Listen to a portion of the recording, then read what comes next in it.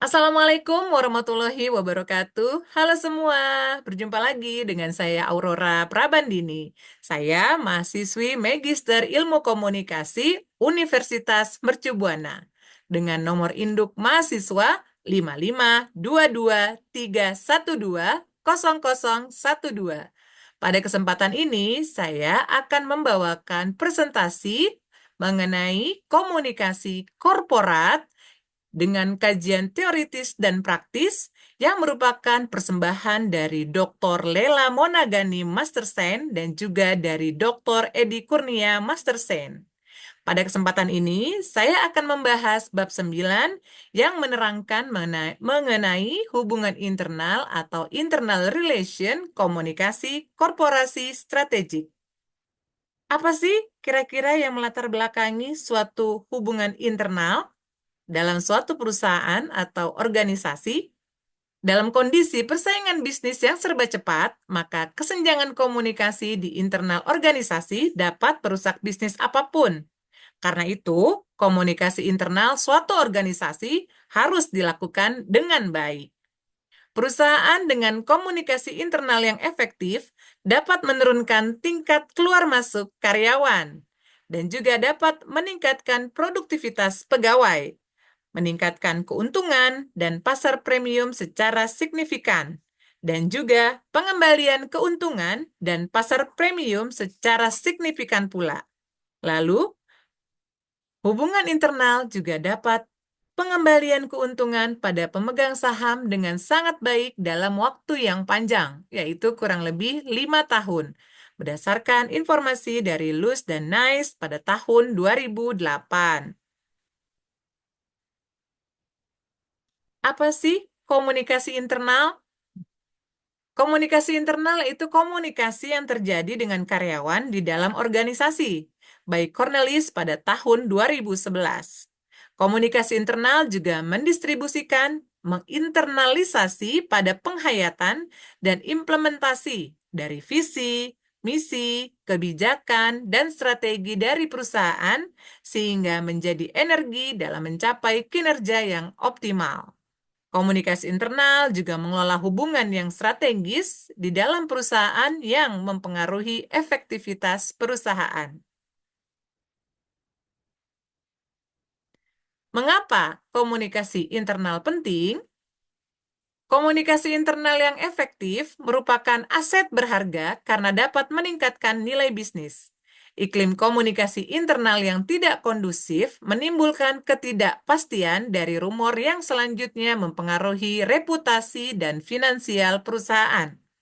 Menurut Lust and Nice pada tahun 2008, program komunikasi internal yang baik merupakan pendorong perubahan perilaku yang berdampak paling kuat terhadap kinerja finansial perusahaan. Beberapa penelitian menginformasi bahwa iklim komunikasi internal dapat diciptakan dengan perencanaan strategis dapat berdampak positif pada perusahaan. Karena pertama, dapat mendorong perubahan ke arah tujuan perusahaan yang lebih baik, menyadarkan adanya lingkungan yang terus berubah. Lalu dapat mendidik karyawan tentang budaya dan nilai-nilai perusahaan. Juga komunikasi internal dapat menghubungkan karyawan pada bisnis, menyelaraskan tindakan karyawan sesuai dengan kebutuhan pelanggan. Komunikasi internal menjadi penting karena membangun komitmen untuk lebih produktif dan juga menghasilkan kinerja yang unggul. Dapat menciptakan suasana kondusif untuk berbagi pengetahuan dan juga mendapatkan kepercayaan serta menanamkan rasa memiliki. Bagaimana peran pimpinan perusahaan dalam komunikasi internal? Pertama, pimpinan perusahaan harus mendukung kekuatan karyawan sebagai duta merek. Juga, peranannya itu dapat menggali ide dan memberi penghargaan pada pahlawan di perusahaan.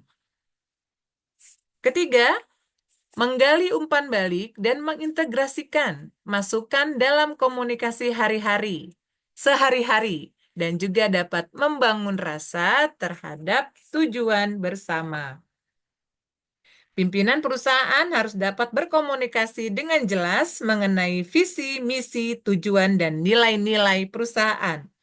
Membangun hubungan yang baik dengan menggali pandangan dan pemikiran yang berkembang di internal, mendukung adanya dialog, merupakan kunci untuk membangun kepercayaan dalam organisasi. Definisi ini berdasarkan Belason pada tahun 2008. Selanjutnya, komunikasi internal lintas generasi. Apa yang kita lakukan untuk melakukan pendekatan aktif komunikasi internal lintas generasi? Pertama, kita harus dapat memahami kebutuhan dasar setiap manusia yang ingin berkembang, ingin didengarkan, dan ingin dianggap penting. Lingkungan kerja yang kolaboratif dari latar belakang berbeda perlu memahami bahwa setiap generasi memiliki kekuatan kontributif untuk dibagikan. Kedua, memahami stereotip masing-masing yang bisa jadi merusak keharmonisan. Ketiga, manajemen mengelola kerjasama kelompok lebih aktif, bahkan dengan upaya tambahan yang diperlukan. Misalnya, pertemuan mingguan untuk berbagi pikiran dan perasaan. Atau biasanya kita ketemui dalam pekerjaan kita sehari-hari, kita melakukan briefing atau rapat untuk agar lebih efektif dalam melakukan komunikasi internal. Yang keempat, kita dapat membentuk komunikasi lintas generasi yang melakukan pertemuan informal dan kasual, sehingga dapat memperoleh dan mengembangkan gagasan setiap generasi. Selanjutnya, ada 8 prinsip komunikasi internal yang efektif. Pertama, harus memiliki direktur utama yang ahli dalam berkomunikasi. Kedua, memiliki kesesuaian antara nilai-nilai yang dinyatakan dan nilai-nilai yang dilakukan dalam keseharian secara konsisten. Ketiga, memastikan terjadinya komunikasi dua arah atau adanya dialog dan memberikan perhatian pada komunikasi dari bawahan ke atasan. Keempat, memberikan perhatian pada komunikasi tatap muka. Kelima, mendorong seluruh anggota organisasi sama-sama bertanggung jawab atas terjadinya komunikasi yang baik. Dan yang keenam, mengkomunikasikan kabar baik dan juga kabar buruk. Bagian yang terpenting adalah kita harus mengenali pelanggan. Siapa pelanggan kita? Clients dan audience dengan memperhatikan perbedaan antara penyampai berita atau sender dan penerima berita atau receiver. Dan yang ke-8, komunikasi internal efektif harus mendukung komunikasi aktivitas komunikasi karyawan. Baik, selanjutnya kita akan membahas mengenai perubahan hubungan internal di era digital. Pertama, transformasi dari manual ke digital, seperti transformasi penggunaan kertas sekarang menjadi paperless. Misal, pesan dikirim melalui cloud. Kedua, di era digital, social media group itu sangat banyak digunakan karena merupakan bisa menyampaikan pesan yang efektif seperti WhatsApp, SMS, email, dan Instagram yang menjadi salah satu bentuk komunikasi internal. Ketiga, yaitu dengan penggunaan smartphone yang semula dari desktop. Melalui internet, semua informasi digital dapat diakses. Keempat, perusahaan harus memperhatikan masalah keamanan data karena pertukaran data dapat mudah dibajak oleh pihak-pihak yang memiliki kepentingan. Ini adalah studi kasus mengenai hubungan internal di Uber pada tahun 2017.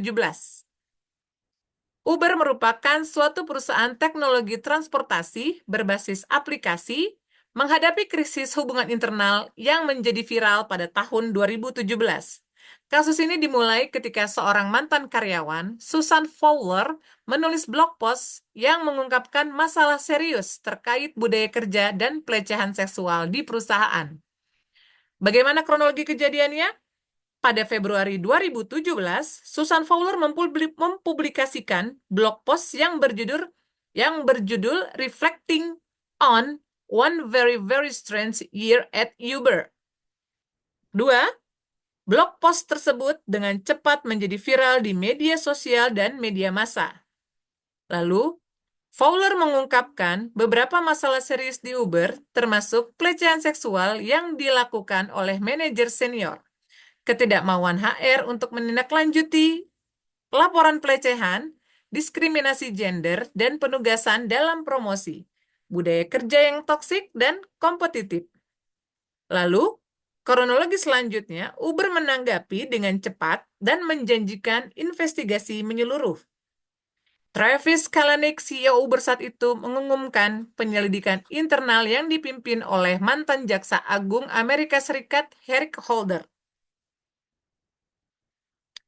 Apa dampak dan respon dari Uber? Dampaknya adalah, pertama, reputasi. Citra publik Uber terguncang dengan di-delete-nya menjadi trending di media sosial dengan hashtag delete Uber.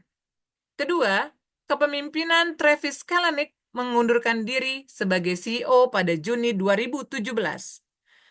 Dan dampak pada budaya perusahaan, Uber terpaksa melakukan perombakan besar-besaran terhadap budaya perusahaan. Dalam sisi keuangan, valuasi perusahaan sempat turun dan beberapa investor menarik diri. Dalam sisi regulasi, dampaknya adalah meningkatnya pengawasan dari regulator terhadap praktek ketenaga kerjaan Uber. Bagaimana respon Uber menghadapi hal tersebut? Pertama, melakukan investigasi internal, menunjuk firma hukum independen untuk melakukan penyelidikan. Kedua, perubahan kepemimpinan, mengangkat Dara Khosrowshahi sebagai CEO baru.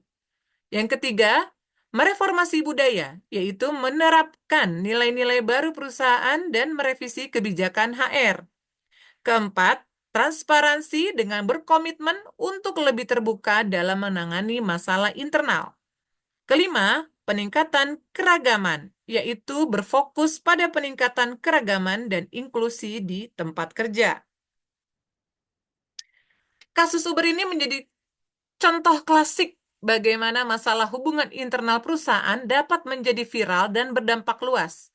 Dari sini ada beberapa poin yang dapat kita pelajari. Pertama, kekuatan media sosial, yaitu blog post seorang karyawan bisa memicu krisis besar, menunjukkan pentingnya mengelola hubungan internal dengan baik.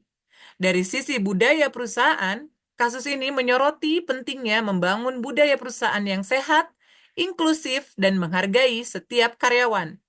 Dari sistem pelaporan, perusahaan perlu memiliki sistem yang efektif untuk menangani keluhan karyawan, terutama terkait pelecehan dan diskriminasi.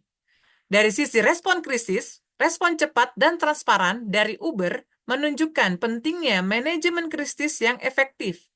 Dan dari sisi dampak reputasi, masalah internal dapat dengan cepat mempengaruhi reputasi eksternal perusahaan, seperti yang terlihat dari gerakan hashtag delete Uber. Perubahan kepemimpinan, kasus ini mengarah pada pergantian CEO, menunjukkan bahwa masalah budaya perusahaan bisa berdampak ke level tertinggi. Dalam sisi reformasi organisasi, Uber terpaksa melakukan perubahan signifikan dalam struktur dan kebijakan perusahaan sebagai respon terhadap krisis. Kesimpulannya, kasus Uber ini menunjukkan bagaimana masalah hubungan internal dapat dengan cepat menjadi krisis publik di era digital. Perusahaan perlu membangun budaya yang kuat, sistem yang adil, dan mekanisme penanganan masalah yang efektif untuk mencegah dan mengatasi masalah serupa. Baik, terima kasih atas kesempatan yang telah diberikan. Semoga bermanfaat bagi teman-teman semua. Assalamualaikum warahmatullahi wabarakatuh.